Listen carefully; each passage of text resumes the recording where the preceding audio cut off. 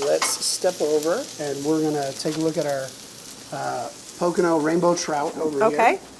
So locally sourced as well. Yes, and so if you want, I'm gonna have Andrew do a little pin boning here. Thank you. Very nice. Have you ever pin boned a fish before? I cannot say that I've ever pin boned anything. So this is great. We got to glove up like we're in the clinic here. That's right. All right. So one of the things I'm going to do here, and this is a whole trout. They just have kind of taken out the backbone here, and you can buy these. These are kind of semi-boned. There is a line of pin bones right here. Some people will actually leave them in. You can eat them. You know, personally, I like to remove them. I think it's a little bit Yeah, more, I like my fish boneless. Yeah. Okay, so we're going to take these guys, and if you just run your finger down here, go ahead and feel right there. You can feel the pin bone. So I start right in here. I'll pinch and pull, and you just work your way down. I do kind of pinch here a little bit to kind of hold the flesh. All right, and we're just going to work right down there. Right, and I just kind of hold them in there as I go. Andrew, I'm going to work right next to you, and I'm going to start on the second fish here. All right, I'll move this over here. All right. I think I'm coming to the end. All right, great. So you think you got all the pin bones out of there, Doc? I feel a little rough spot here or there, but I think I got about 98% of them. All right, nice job. Well done. Butcher too much. I'll finish cleaning these guys up here. All right.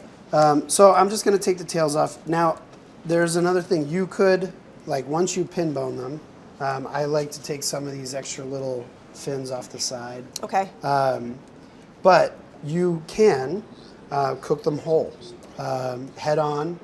A lot of times we'll stuff them and fold them over and kind of, you know, we'll put mushrooms or spinach or whatever, and you can cook them whole. Not everyone likes to have head on their fish. I think it's more flavor. Yeah, it's definitely. So you got to kind of know your audience and kind of go from there. But it is a nice variation to do. Now, when you're trimming up the fish like this, do you do anything with the leftover trimmings? Can you utilize them? So you could, and definitely had we done this first, we could easily have put them in our mushroom broth to kind of give it that extra little flavor. Give it a little more oomph. Yeah. All right, so let me come in. I'm just going to check here and see what we've got. All right. Moment of truth. Yeah. No. Good? No. Very, very good. And Nice this job. is like, well done. it's still. He's nice. He's being nice. Yeah, it was just one. So I'm going to come right in here and go right down this one real quick. And one of the things, the more pin bones that you get, you know, once you get to a point, sometimes you can do 2 or 3 at a time. Yeah, Lee's done this a couple times before, you know. It is interesting to see the more you do it, how much faster you can get at doing something. All right, so we're just about ready to sear our trout. So I'm just going to go ahead and take these guys. Can I turn this grill off? Yes, Okay. yes. All right. So one of the things too, you know, we still have our skin on, which will crisp up really nice. Great.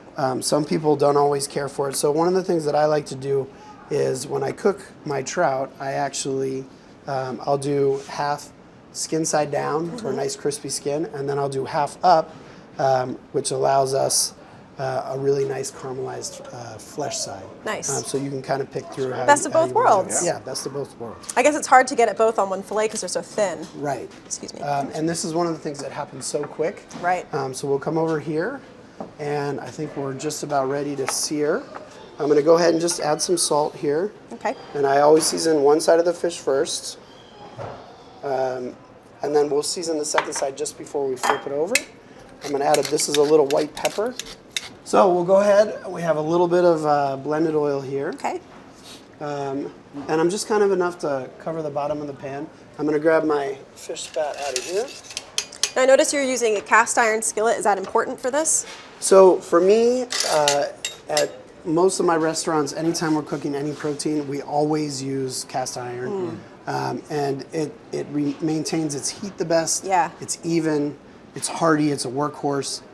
So that's what we use. So you see we have a little bit of smoke. Yeah. That's what you want. You want to see that. And then we're going to come right in here and add these guys. So I'm doing my seasoned side down. Okay. And the thing about trout, it's kind of amazing.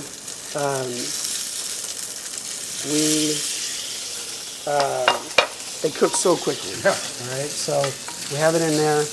And this is one of the things I remember fishing for trout on the Lehigh, having breakfast. This is, you know, for me, when you think about Pennsylvania, this is one of the things that really brings me home. Yeah. And I just kind of love it. So, all right, so I'm just about done over here. I'm literally just going to pull this guy off the heat. Okay. We'll turn that off. You can see we're a little bit raw here on the top, but it's cooking right the way we want. Beautiful. So I'm going to come in and grab a little bit of salt. Okay. All right, so I'm going to come in here and flip these guys over, and then we're just about ready to plate. Oh, Now look you at that. can see Beautiful. we have a really nice, beautiful, you know, it's just where we went. So now I'll probably just add a little bit of lemon.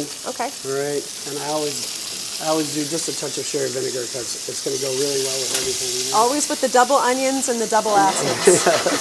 I love it. So I'm going to come right over here.